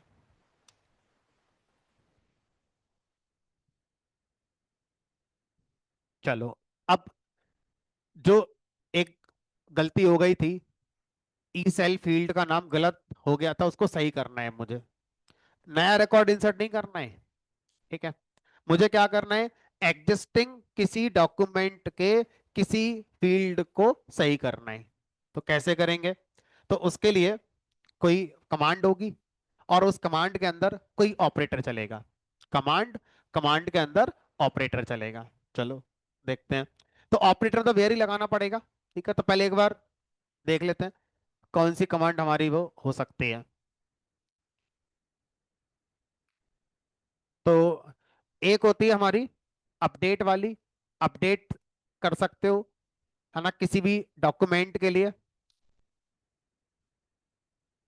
और एक है हमारा रिप्लेस, किसी भी डॉक्यूमेंट को आप रिप्लेस कर सकते हो। डिलीट की बात बाद में करेंगे, पहले अपडेट और रिप्लेस के कॉन्सेप्ट को समझ लेते हैं क्या है हमारा।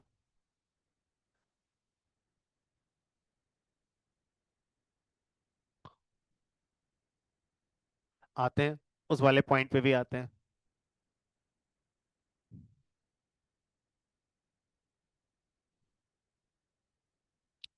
डीवी डॉट, पहले एक बार चेक कर लो कि कहाँ पर आपको सही करना है। तो मुझे अभी इस वाले को फोकस करके सही करना है, जिसकी आईडी 103 है। ठीक है, तो जरूरी हमने कहना सीखना है कि अगर ऐसा कभी हो जाए तो कर सकते हैं, है ना, इसलिए कर रहे हैं। अदरवाइज इसके बिना भी काम चल ही रहा है अपना। ठीक है, अब dB dot EMP dot update one.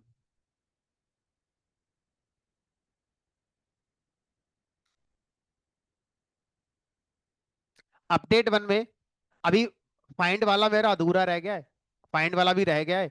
Find वाले में मैंने आपको क्राइटेरिया लिखना बताया, अभी ये लिखना नहीं बताया कि प्रोजेक्शन कैसे लगाएंगे। प्रोजेक्शन मतलब कॉलम का सिलेक्शन कैसे करेंगे, पहले ये निपटा देते हैं फिर उस पे आएंगे अभी, है ना। तो अब अपडेट वन कह रहा है कि मेरे आर्गुमेंट क्या क्या होते हैं। मेरे दो आर्गुमेंट होते हैं। पहला क्राइटेरिया, किसको अपडेट करना है, उसका कैसे आइडेंटिफाई किया जाए, उसका क्राइटेरिया हमने कहा निपटाते चलते हैं लिखते हुए। जिसकी आईडी क्या है 103, तो इक्वल ऑपरेटर है तो डायरेक्ट हम यूज कर लेंगे कॉमा लगाकर। सेकंड आर्गुमेंट हमारा होता है अपडेट रूल, क्या अपडेट करना चाहते हो। ठीक है, अब अपडेट करने में अगर आप किसी फील्ड की वैल्यू अपडेट करना चाहते हो तो यहां पर लिखोगे सेट ऑपरेटर। अपडेट करने में किसी फील्ड को अपडेट करना चाहते हो ना कि उसकी वैल्यू को, तो आप क्या लिखोगे यहां पर रीनेम ऑपरेटर। तो दो ऑपरेटर हैं, एक सेट ऑपरेटर है और एक रीनेम ऑपरेटर है। सेट ऑपरेटर किसी फील्ड की वैल्यू को अपडेट करने के लिए यूज होता है और रीनेम ऑपरेटर किसी फील्ड को ही रीनेम करने के लिए यूज होता है, और दोनों को ही अपडेट कमांड के साथ इस्तेमाल करना है। वहां पर ऑल्टर अलग होती थी, अपडेट अलग होती थी, यहां पर ऑल्टर वाला काम भी अपडेट से ही हमारा हो रहा है। ठीक है, अब रीनेम ऑपरेटर, रीनेम ऑपरेटर कर रहा है ये। अब बताओ इसको क्या बताना पड़ेगा मुझे, क्या क्या बताना चाहिए। पुराना फील्ड का नाम क्या है और नए फील्ड का नाम क्या है, दो बात बतानी है। अगर एक बतानी होती तो डायरेक्ट लिख देता यहां पर, अब दो बतानी है तो कैसे बताएंगे, फिर से करली ब्रेसेस में। ये है ओल्ड नेम, ओल्ड नेम क्या है आपका ESL, और इसका नया नाम क्या देना चाहते हो ESL। अब ये रीनेम ऑपरेटर का करली ब्रेसेस क्लोज हो गया और ये अपडेट वन का फंक्शन कॉल क्लोज हो गया। तो अब ये कमांड क्या करेगी, जहां पर आईडी 103 है वहां पर इस वाले फील्ड को इस वाले फील्ड से रीनेम करने वाला काम करेगी। एक्नॉलेज ट्रू, मैच हो गया, एक डॉक्यूमेंट मैच हुआ और उसको मॉडिफाई कर दिया गया, कुछ भी नया इंसर्ट नहीं हुआ, क्योंकि नया थोड़ी इंसर्ट कराया हमने हमने तो एग्जिस्टिंग को ही चेंज कराया है। ठीक है, अब फाइंड से एक बार चेक करके देखते हैं। ये देखो सही हो गया।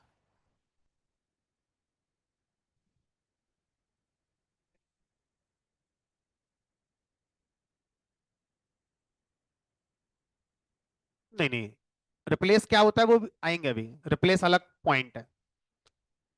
हाँ, आप क्या कह रहे थे।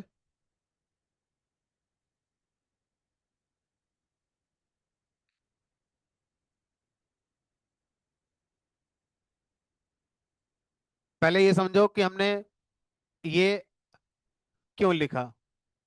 ये हमने इसलिए लिखा क्योंकि यहां पर ये वैल्यू थी ESL, मुझे इसको करना था ESL। ठीक है, तो किसी भी फील्ड का नाम बदलने के लिए अपडेट कमांड के साथ रीनेम ऑपरेटर यूज करना होता है। अब ये जो यहाँ पर रिजल्ट का स्टेटस है वो बता रहा है। रिजल्ट के स्टेटस में हमसे कहा जा रहा है कि एक्नॉलेज ट्रू, मतलब आपने जो कमांड चलाई वो सक्सेस हो गई। इंसर्टेड आईडी नल, मतलब कुछ भी नया रिकॉर्ड इंसर्ट नहीं हुआ। ठीक है, मैच काउंट, कितने रिकॉर्ड मैच हुए आपके क्राइटेरिया पर, एक मैच हुआ। कितने मॉडिफाई कर दिए गए, एक ही मॉडिफाई कर दिया गया। अप इंसर्ट काउंट मतलब कुछ भी नया रिकॉर्ड ना इंसर्ट हुआ है, ठीक है। अप अपसर्ट मतलब अपडेट प्लस इंसर्ट को अपसर्ट कहते हैं, तो अभी देखेंगे इसको भी। ठीक है भाई, तो यहां तक कहानी आ गई। अब बात करते हैं सर किसी फील्ड की वैल्यू को चेंज करने की। फील्ड को चेंज करना है अपडेट कमांड के साथ रीनेम ऑपरेटर।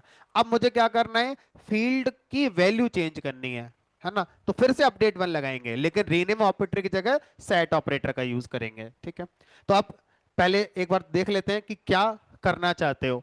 हमने कहा एक काम करते हैं ना, जिसकी सैलरी 25,000 कम है उसकी उसकी सैलरी 2,000 बढ़ा देते हैं। जिसकी आईडी 101 है उसकी सैलरी हमारा 27,000 कर दो। अभी बढ़ा रहे हैं वो वाला पॉइंट नहीं है, एग्जैक्ट सेट कर रहे हैं वो वाला पॉइंट है। बढ़ा रहे हैं अलग है, सेट कर रहे हैं अलग है, ये दो अलग बातें हैं, ठीक है। तो अब यहां लिखते हैं DB dot EMP dot update, update one एक, अपडेट मैनी सबको कर देगा। तो अपडेट मैनी जब चलाओ तो सोच समझ से चलाना। अपडेट मैनी में जो भी लिखा है, जितने भी डॉक्यूमेंट्स हैं सबके लिए वो ऑपरेशन कर दिया जाएगा। तो अपडेट वन के साथ चलेंगे, और अपडेट वन में भी बताना पड़ेगा कौन सा एक, है ना। तो आपको मैचिंग क्राइटेरिया बताना ही पड़ता है। तो पता हमारा मैचिंग क्राइटेरिया यहाँ पर है अंडरस्कोर आईडी, जिसकी क्या होनी चाहिए 101, ठीक है। अब सेकंड आर्गुमेंट में रीनेम की जगह सेट ऑपरेटर लगाएंगे।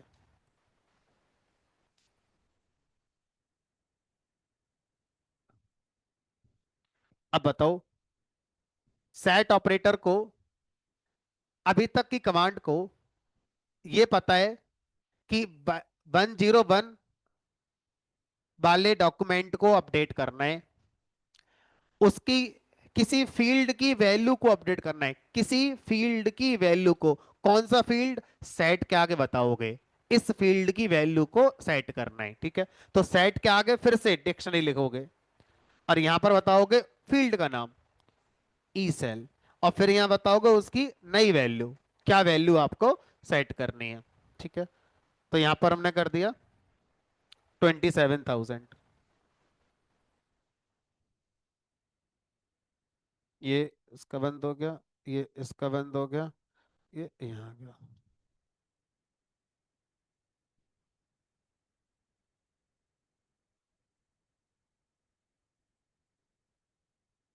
वहां पर हम लिख सकते थे। अब ये देखो 25 का 27 हो गया।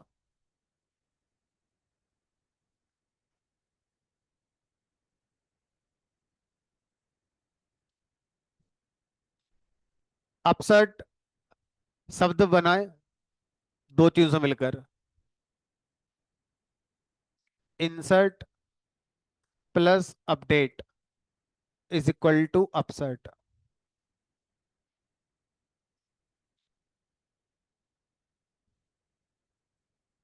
तो अभी इस पर डिस्कशन करेंगे। इसका मतलब ये होता है कि मान लीजिए आप किसी डॉक्यूमेंट को अपडेट कर रहे थे, देख लो भाई इसको एक बार। अब आप इसको अपडेट करने आए थे, ठीक है। मान लो क्या होता, ये आईडी मिलती नहीं, मैच ही नहीं होती, तो कुछ अपडेट ही नहीं होता, मैच ही नहीं हुआ। तो अब मेरे पास एक फीचर है कि अगर मान लो जो मैंने क्राइटेरिया लिखा वो मैच नहीं हो रहा है, तो उसे इंसर्ट कर दो फिर। अगर नहीं है तो इंसर्ट कर दो, अगर है तो उसे अपडेट कर दो, जिसको बोलते हैं अपसर्ट। अपसर्ट इक्वल टू ट्रू एक आर्गुमेंट में दे सकता हूं अपडेट वन में, अपसर्ट इक्वल टू ट्रू। ऐसा देते ही क्या होगा, मैचिंग है तो अपडेट हो जाएगा, मैच नहीं है तो इंसर्ट हो जाएगा। तो ऐसा कुछ नहीं हुआ कि जो मैच ना हुआ हो और इंसर्ट करा दिया गया हो, ठीक है। इसलिए यहां पर क्या है, जीरो, ठीक है। बाय डिफॉल्ट अगर मैच नहीं होगा तो भी जीरो आएगा, क्योंकि मैंने इंसर्ट कराने वाला अभी इस पर आर्गुमेंट पास ही नहीं करा है कि जब मैच ना हो तो इंसर्ट भी कर देना, ऐसा अभी फिलहाल नहीं करा है। चलो अब आगे आते हैं, और इस वाले पॉइंट को समझने की कोशिश करते हैं। इस बार मान लो जितने भी एम्प्लॉयज हैं सबकी सैलरी 5,000 बढ़ानी है। 5,000 बढ़ानी है। 5,000 सेट नहीं करनी है, 5,000 बढ़ानी है। जिसकी जितनी है 5 बढ़ा दो, 30 की 35 कर दो, 27 की 32 कर दो, 40 की 45, 60 की, सबकी 5-5 बढ़ा दो। अब ये थोड़ा ट्रिकी है। अगर हम एसक्यूएल के साथ होते तो पहले मैं इक्विवेलेंट कमांड लिख देता हूं क्योंकि समझाने में आसानी होगी। Update EMP set E sal equal to E sal plus, बस बात खत्म। वेयर लगानी नहीं को सबकी चेंज करनी है। अब इस काम को मोंगोडीबी के अंदर करते हैं। तो ऐसा करने के लिए इंक्रीमेंट ऑपरेटर यूज करेंगे। तो यहां पर इंक्रीमेंट ऑपरेटर यूज होगा, इंक्रीमेंट। ठीक है, कुछ इस तरह से। अपडेट वन इंक्रीमेंट ऑपरेटर, है ना। चलो लिख कर दिखाते हैं। DB dot EMP dot update one. अब यहां पर पहली बार सिनेरियो हमारे सामने आया कि सर सबकी बढ़ानी है। तो यहां पर लिखते हैं क्राइटेरिया और यहां लिखते थे अपडेट रूल। ठीक है। अब क्राइटेरिया मैं क्यों लिखूं, क्योंकि मुझे तो सबकी बढ़ानी है। ठीक है। तो अब आप सोचोगे कि सर पहला वाला करली ब्रेसेस लगा ही नहीं रहे, सिर्फ सीधा दूसरा वाला लगा देते हैं। आपकी नजरों में ये दूसरा है, इसकी गिनती के हिसाब से तो पहला ही है। तो आपको क्या करना पड़ेगा अपडेट में, एक तो पहले अपडेट वन की जगह आपको क्या लगाना पड़ेगा, अपडेट मैनी लगाना पड़ेगा। और दूसरा क्राइटेरिया ब्लैंक छोड़ना पड़ेगा। तो जब आप अपडेट मैनी के साथ सारे डॉक्यूमेंट को ही मैच कराना चाहते हो तो आप इसको ब्लैंक छोड़ देंगे। इसका मतलब है ऑल मैच्ड, सारे मैच हो गए। और अगर आप अपडेट मैनी में सिर्फ उनको मैच करना चाहते हो जिनका डिपार्टमेंट एचआर है, तो लिखोगे update many department equal to HR. तो अब मैनी में बहुत सारे आ गए लेकिन वो सिर्फ डिपार्टमेंट एचआर वाले आ गए। ठीक है। तो इस तरह से अपडेट मैनी के अंदर हमारा पहला वाला क्राइटेरिया ब्लैंक, दूसरा वाला अपडेट रूल। अब अपडेट रूल हमने यहां पर दो तरह के देख लिए। पहला रीनेम, दूसरा सेट। अब तीसरा अपडेट रूल देखने जा रहे हैं, वो होता है इंक्रीमेंट। $INC increment. अब इंक्रीमेंट करना है। अब बताओ किस में कितना। हमने कहा ई सेल में कितना, 5,000।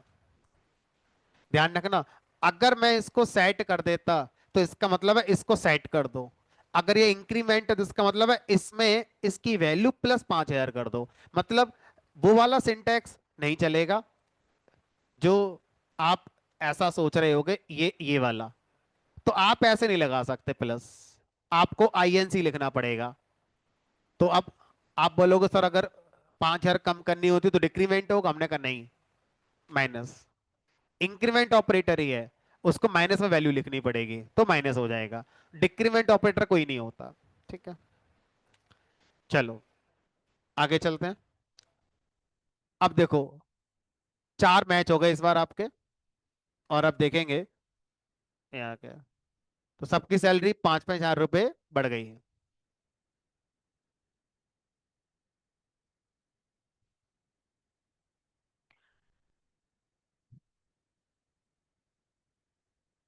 अब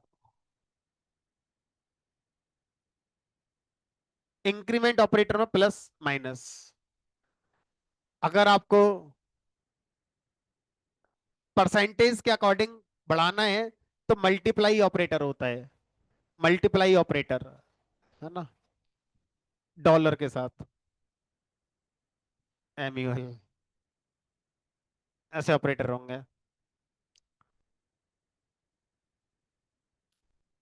यहाँ पर। तो हम क्या कर सकते हैं, अगर जो भी आप यहाँ लिख रहे हैं ये सब जेसन स्टाइल में लिखा जाता है, तो आप क्या कर सकते हैं, जेसन का एक प्रोग्राम बना सकते हैं, उसमें पूरा कोड लिख सकते हैं और उस जेसन फाइल को इंपोर्ट करके रन करा सकते हैं। या मैनुअली टाइप करने की बजाय आप ये पूरा कोड जेसन में लिख सकते हैं। ठीक है। आपको उसके लिए फिर जेसन लैंग्वेज आनी ही चाहिए, जावा स्क्रिप्ट ऑब्जेक्ट नोटेशन। तो बेसिकली ज्यादातर यूज जो मोंगो का किया जा रहा है वो बाई डेवलपर किया जा रहा है। एज ए एनालिस्ट अगर हम देखें तो कहाँ लिखेगा एनालिस्ट ये सारी बातें, है ना, इन बातों में कहाँ पड़ेगा वो, है ना। तो अगर हम डेवलपर की तरह सोचें कि मैं, जैसे एक कोर्स होता है जिसका नाम है मर्न स्टैक, मीन स्टैक, है ना, MERN, मर्न स्टैक, जिसमें एम का मतलब मोंगो डीबी। तो वो फुल स्टैक डेवलपमेंट वाला कोर्स है, उनके लिए शायद समझ में आता है क्योंकि वो डेवलपर वाली फील्ड में जा रहे हैं। एज ए डेवलपर आपको लिखना ही है, इसमें कोई ऑप्शन है नहीं आपके पास। बट ठीक है, एक आपको फ्लेवर मिल रहा है कि एक आइडिया मिल जाएगा कि हाँ सिक्वल डेटाबेसेस होते हैं, नो सिक्वल भी होते हैं। ब्रेन के अंदर एक रफ आइडिया आ गया कि हाँ ऐसा होता है। चलो, अब जिनके हाथ पर चल पा रहे हैं जगह है, एक बार करके देखो। जिसकी आईडी 101 है, इसकी आईडी 111 करके देखो। मुझे इसकी आईडी बनजीत, जैसे भी मैंने सैलरी बदलकर सेट करी थी, 25-27 करी थी, ऐसी मैं क्या कर रहा हूं, आईडी बदलकर 101 की 111 कर दो। सेट ऑपरेटर लगा के करके देखो जरा कैसे हो रही है।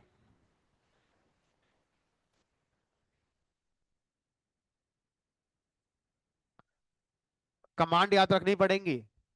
तो पहली बार कुछ ही पढ़ोगे तो याद रखना ही पड़ेगा।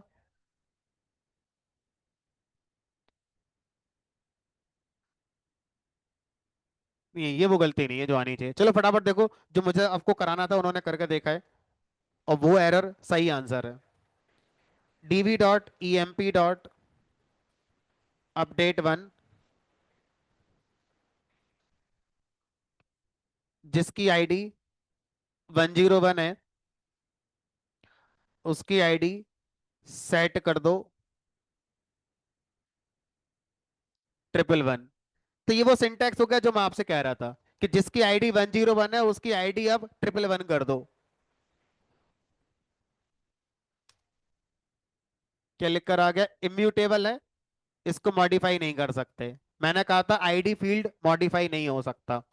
अभी मैं थोड़ी देर पहले मैंने आपको सिखाया था रीनेम ऑपरेटर। रीनेम ऑपरेटर से क्या कर सकते हो, किसी भी फील्ड को रीनेम कर सकते हो। तो मैं इसको रीनेम करके इसकी बजाय EMP ID देना चाहता हूं। यही तो मतलब हो गया, जैसे ESL का ई सेल कर दिया आपने, ऐसे मैं इसका भी कर देता हूँ, है ना। _ID फील्ड का नाम बदलकर रीनेम करके EMP ID कर देते हैं, देखते हैं हो रहा है क्या। फिर से इम्यूटेबल, दैट मींस जो _ID फील्ड है वो दोनों मामलों में इम्यूटेबल है। ना तो वो खुद रीनेम है फील्ड और ना उसकी वैल्यू वैल्यू मॉडिफाई हो सकती है, इम्यूटेबल। यानी कि _ID फील्ड इटसेल्फ इम्यूटेबल है, उसकी वैल्यू भी इम्यूटेबल है। ठीक है। अब अगर आपसे कहा जाए कि सर ये अच्छा नहीं लग रहा देखने में, ऐसे हटा दो फिर खत्म करते हैं, ये सोचना सही नहीं है कि सर आईडी हटा देते हैं, ये हो ही नहीं सकता। कोई भी डॉक्यूमेंट एटलीस्ट वन फील्ड के साथ होगा ही होगा, और वो फील्ड होगा _ID। आप इसको हटा सकते हो, इसको हटा सकते हो, इसको हटा सकते हो, लेकिन इसको नहीं हटा सकते। ठीक है। अगर आपको डॉक्यूमेंट हटाना है तो हटा सकते हो। बाई चांस वाली बात है कि अगर मैं वेयर आईडी इक्वल टू लिखूंगा तो बहुत लंबा चौड़ा लिखना पड़ेगा, लेकिन कहीं डिपार्टमेंट है नहीं, इकलौता इसी के पास क्या है, मेरा डिपार्टमेंट है। तो फिलहाल इसको अगर मैं डिलीट सीखना चाहता हूं सिर्फ, तो डिपार्टमेंट HR वाला डिलीट कर देता हूं। तो यहां पर db.emp.delete1 डिलीट मैनी, किसको डिलीट करना है, where department is equal to HR। तो जिसका डिपार्टमेंट HR है, अगर ऐसे बहुत डॉक्यूमेंट हुए तो उनमें से एक डिलीट हो जाएगा, पहला वाला, और वो वही हमें चाहिए। ये लो भाई।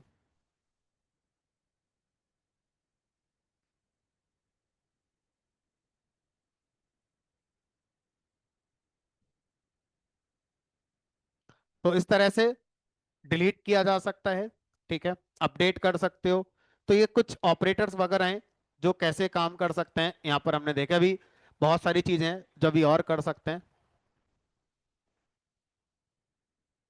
नहीं, वो पूरा डॉक्यूमेंट डिलीट हो गया ना, पूरा डॉक्यूमेंट ही डिलीट हो जाएगा वो, है ना। चलो अब ऑपरेशन काफी है, कल मिलेंगे, कल के लिए बचा लेते हैं कुछ ऑपरेशन। प्रैक्टिस करिए, थोड़ा याद करने का है ऑब्वियसली, है ना। एसक्यूएल से अगर हम कंपैरिजन करें तो थोड़ा सिंटैक्स हमारे थोड़े कॉम्प्लेक्स लग सकते हैं आपके लिए।